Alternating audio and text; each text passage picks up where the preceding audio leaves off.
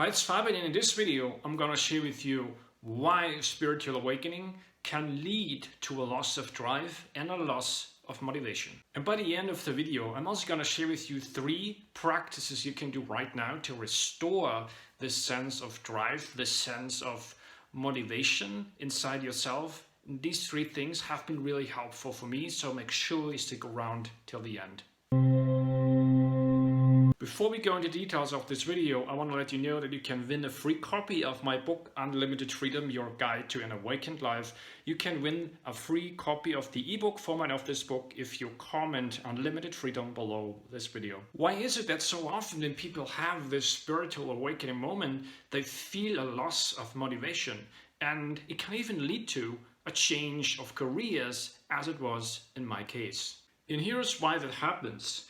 Because before you had your spiritual awakening, most of your drive and most of your motivation came from external motives. Things like meeting other people's expectations.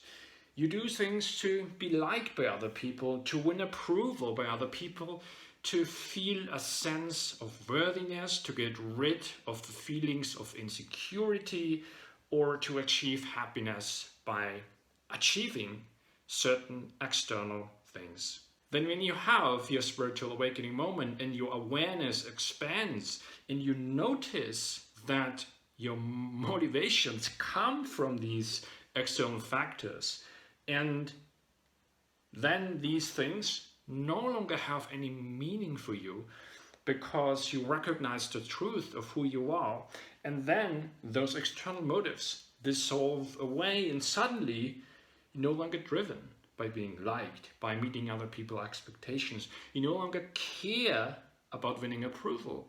And you might even have already this sense of worthiness, of wholeness, that doesn't depend on any external factors. However, what do you do, right, when you're no longer driven by anything external, or no longer motivated by anything external? Here is what worked for me. I switched my attention from trying to look for more external motives, for different external motives, to looking for internal motives, to internal drives that I could reestablish a sense of inspiration, a sense of motivation to do something. In other words, I looked for my internal why I made this my primary source of inspiration, of motivation, and the y-axis, the external way, became secondary, which means, yes, there were still external things that I wanted to accomplish, I wanted to experience. However, in contrast, before, these were my only things, right? And however, after my awakening moment, I had to establish the internal why, the internal purpose of my existence, and cultivate that. And when you have this internal why, and that's your primary purpose, and this is the foundation of your experience, and you have the external why, that's the secondary, the things you want to achieve, right, the things you want to experience, then your happiness, your inner state of being, no longer depends on you achieving external things, because the internal why is already enough to feeling whole, feeling fulfilled. Now, there are 3 things that you can do to identify and get clear on this internal why. And the first one is to identify your values. This is really simple things that are really important to you, that really matter to you, that really move you. Now, there are 2 ways to do that. First, you can think about the things that move you, right? However, if it's difficult for you to list out your values by thinking about them, it's just about observing yourself over the next few days and really trying to figure out what are the things you do, or the messages you hear, or anything really that moves you deeply, that really matters to you, it's really important to you, and list those out. This is how you get clear on your values.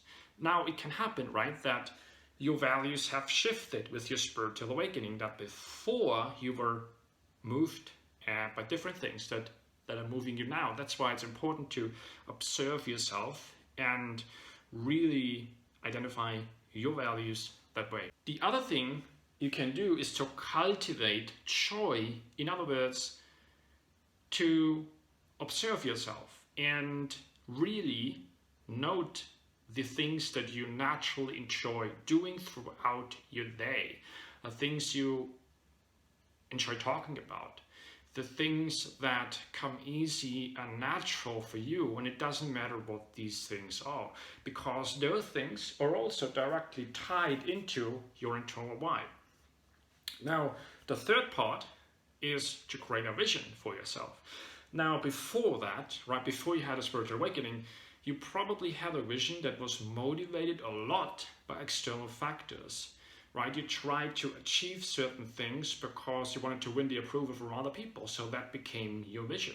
However, now, since your perspective and awareness has shifted, you may need to refine the vision or even create a new one from scratch. Now, how do we create such a vision for yourself? Well, first, you use the things that you already discovered about yourself, right? You identify your values and find ways how to express your values in a way that make an inspiring vision for you. Then you make sure that your vision is also containing things that you enjoy doing, right? So that when you envision that new vision, that you feel a sense of joy already. You anticipate the joy you're going to feel when you have achieved that vision. And it can also contain some external things, of course, right? It can have a new apartment for you, a new job for you, achieving certain amount of income, and so on. However, those things are not optional, those external things, because you no longer depend on them for feeling motivated, for having a sense of drive. If you like this video, give it a thumbs up and make sure to subscribe to this channel, because every week I release 2 videos on a similar topic. And also leave a comment below. Did you discover this sign of awakening in yourself, feeling a loss of motivation and drive? I'd love to know. Leave a comment below. Also, if you enjoyed this video, you might also like these 2 videos here.